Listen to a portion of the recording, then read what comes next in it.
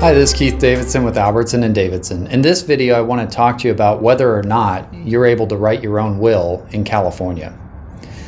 Well, this is America. You can do anything you want. And so if you want to write your own will, by gosh, you can do that. That may not be a good idea in all cases, but you certainly have the right and the ability to create your own will.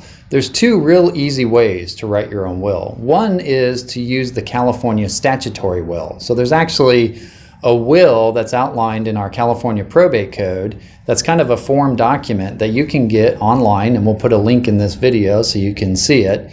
And you can print it out, you can fill it out by hand or type it up if you want.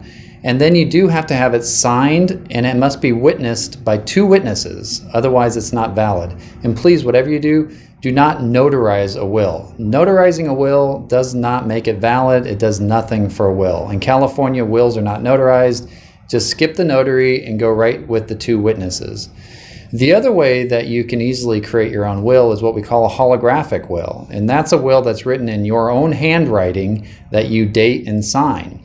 And a holographic will can be written on anything you want, preferably a clean sheet of paper in very clear writing so we can read it when the time comes. But we've seen holographic wills on envelopes, on napkins, on Post-it notes. Almost anything could potentially be a holographic will. But if you want to do your own will properly, get a nice clean sheet of paper and write it out.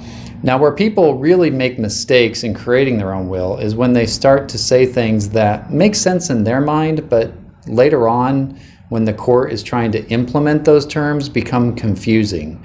So for example, let's say you write your own handwritten will and you say, I want my house to go to my son and my wife has the right to live there.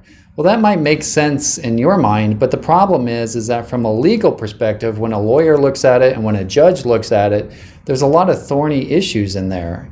Does the son own the house outright from day one, or does the wife own the house until her death? Is the wife entitled to a life estate? She can live there rent-free for the rest of her life, or does she have to pay rent? Who pays for the maintenance costs and the upkeep on the home?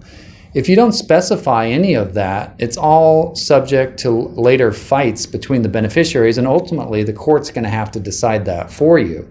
So if you're going to have anything that's a little out of the ordinary, you really should consider getting some legal advice from a competent estate planning lawyer.